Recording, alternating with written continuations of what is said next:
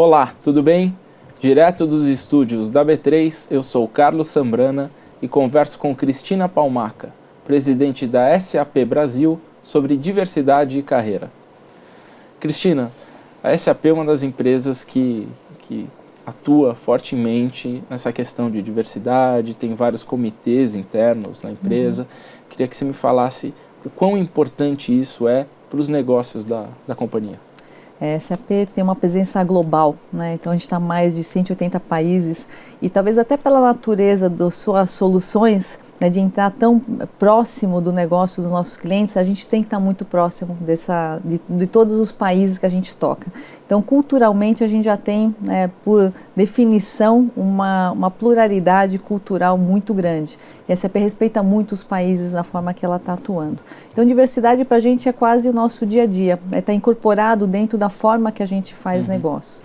E a gente olha alguns pilares muito importantes, né? Começando com a parte de gêneros. Então, a parte de inclusão de mulheres é uma das fortalezas que a gente tem. A gente tem hoje no board várias mulheres dentro do board da SAP. Você é uma delas, né? Eu tô como CEO, a gente tem outras várias CEOs espalhadas pelo mundo, então que me dá muita tranquilidade que a gente tem, né, um foco muito grande e também em desenvolver vários programas, desenvolvimento de lideranças femininas específico para mulheres.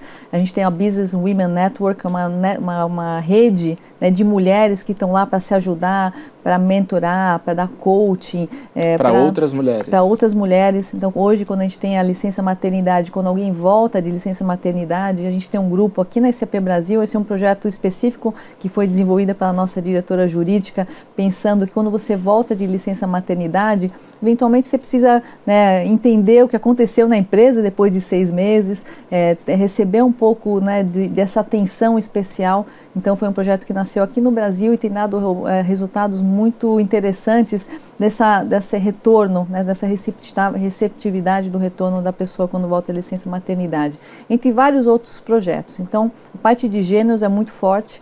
Há alguns anos atrás, a nossa hoje board member, Jennifer Morgan, decidiu tomar um passo bem importante na SAP, uns 3, 4 anos. Ela gerenciava os Estados Unidos e decidiu fazer uma análise quanto à parte salarial e de equiparação salarial. Então, pessoas, independente do gênero, no mesmo posição, com experiência, tinham que receber o mesmo salário. Então, isso foi um movimento e um reforço grande de que, de fato, a gente respeita a pessoa e respeita a competência daquela pessoa, que nos deu até acesso a uma certificação de equiparação de gêneros, que chama EDGE. Mundialmente, a SAP é a única empresa de tecnologia que tem essa certificação, e no mundo são 12 países que têm essa certificação e o Brasil é um deles. Fico feliz que a gente segue os processos não só de salários, mas de contratação, promoção, são processos auditados que garantem essa certificação. Mas vocês também têm um comitê LGBT, isso, de autismo, racial também. Exatamente. Me fala um pouco sobre eles, por favor, Cristina. Comecei falando pelas mulheres, pelo tema que nos toca aqui, mas a gente olha a diversidade de uma forma muito mais ampla. Então, o nosso projeto que chama Pride, que é focado no público LGBT, muito ativo, né, e participativo. Hoje a gente já tem uma participação grande, né, de pessoas, né, transgêneros e gays que transitam de uma forma com muito respeito dentro da companhia. É um tema muito aberto e discutido e debatido. A pessoa vem da forma que ela vem e contribui para a companhia da forma correta. Na parte dos autistas é um projeto, né, um ícone para a gente, e eu fiquei muito feliz. Nós já tínhamos 2 autistas na SAP Brasil, quando a gente decidiu trazer de uma forma mais estruturada o projeto global. Então hoje a gente tem uma estrutura onde a gente tem todo um suporte para contratação, preparação de gestores, né, para receber o autista que tem outras competências e outras necessidades. Então hoje a gente já conta com 8 autistas na SAP Brasil, que me dá muito orgulho pelo impacto que isso causa, né, com toda a equipe, né, à volta. É um impacto fantástico dessa receptividade, não só da diversidade, mas a gente olha muito a parte da inclusão, que ele seja incluído com todo o respeito e com todo o conhecimento das competências que essa pessoa pode trazer para a gente. E agora começamos com a parte racial, que a gente chama um projeto de etnias, diferentes etnias, não só da parte dos afrodescendentes, que no Brasil é muito importante, A gente tem a população formada com mais de 54% de negros. Como é que a gente garante que essa representatividade também esteja dentro da SAP? E temos olhado outras inclusões de raças importantes também para a gente aqui no Brasil. Então isso tem que fazer parte do DNA. Eu acho que a grande beleza é quando a equipe abraça isso. São projetos voluntários.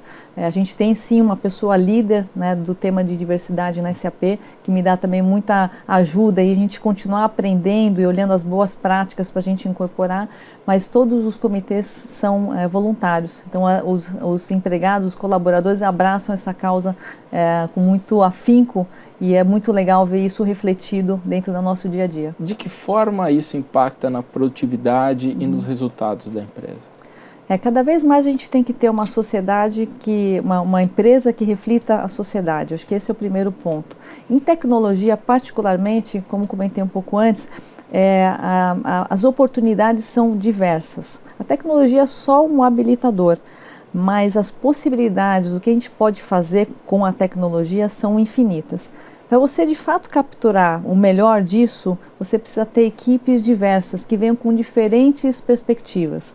Né? A gente falou de vários comitês, mas um que a gente olha também muito próximo são os milênios.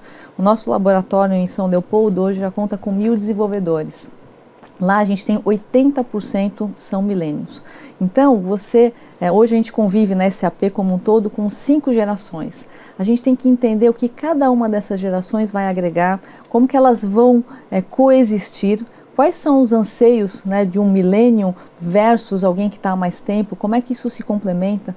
E para a tecnologia isso é fantástico, só traz benefícios. Diferentes perspectivas é que fazem a gente ser melhor, ser desafiado, né, não entrar num caminho, né, de fazer sempre o mesmo, porque a gente sempre fez assim.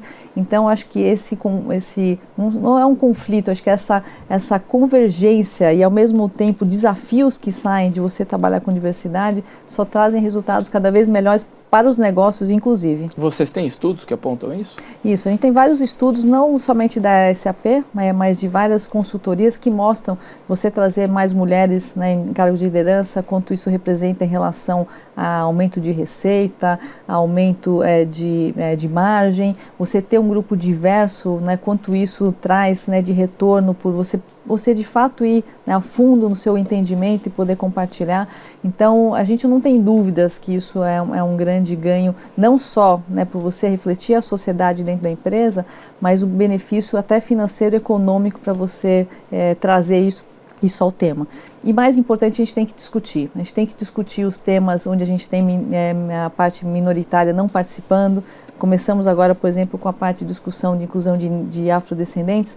A gente tem que trazer a discussão, a gente tem que trazer e garantir que o ambiente esteja preparado, recrutar onde estão esses talentos, sair um pouco, por exemplo, do ambiente onde normalmente a gente recruta, que eventualmente você não vai ter grande presença de negros e algumas escolas mais tradicionais de recrutamento. A gente tem que ir onde estão os talentos. Então a gente tem promovido discussões muito abertas e francas daquilo que a gente tem avançado. Eu acho que a gente tem um caminho muito bonito construído para a diversidade, mas a gente sempre pode fazer melhor. E é nesse caminho que a gente tem colocado esforços. Você tocou num ponto das mulheres em cargos de liderança. Uhum. Tem um programa da SAP que prevê 30% dos cargos Exato. de liderança sejam ocupados por mulheres até 2022. Exato. Como é que está isso hoje? Hoje, qual a porcentagem hoje? Hoje nós já temos 25%. Hoje a força de trabalho das mulheres é por volta de 34% mundialmente. No Brasil também está muito próximo disso, às vezes um pouquinho a mais.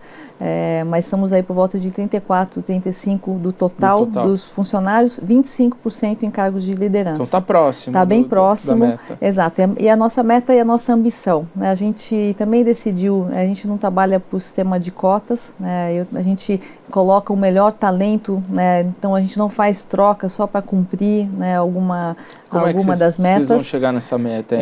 Preparando, garantindo que as mulheres estejam, né, qualificadas. Então tem trabalhos de mentoria específicos para as mulheres. Começa muito pela base. Então quando a gente tem, por exemplo, um programa de trainees, a gente já, por ali, a gente já consegue ver, consegue identificar que seja diverso, que tenha negros, que tenha mulheres, que tenha das comunidades LGBT, já na entrada. Já consegue identificar quem tem potencial para cargo de liderança? Exato. Às vezes sim, tem algumas pessoas que você já, pelo brilho do olho, você já consegue absorver.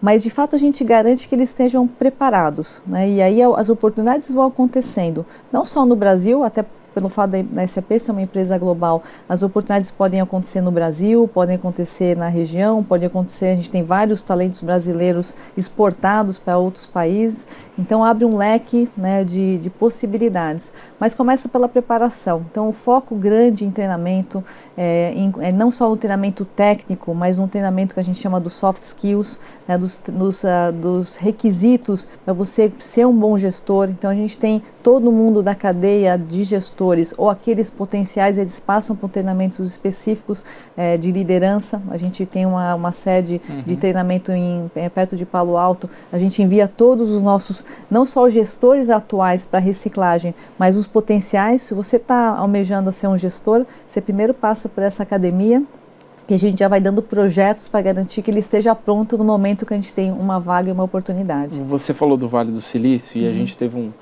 nos últimos tempos, principalmente nesse ano e no ano passado, denúncias de mulheres dizendo que as empresas de tecnologia são muito machistas, que há um sexismo muito grande nas empresas.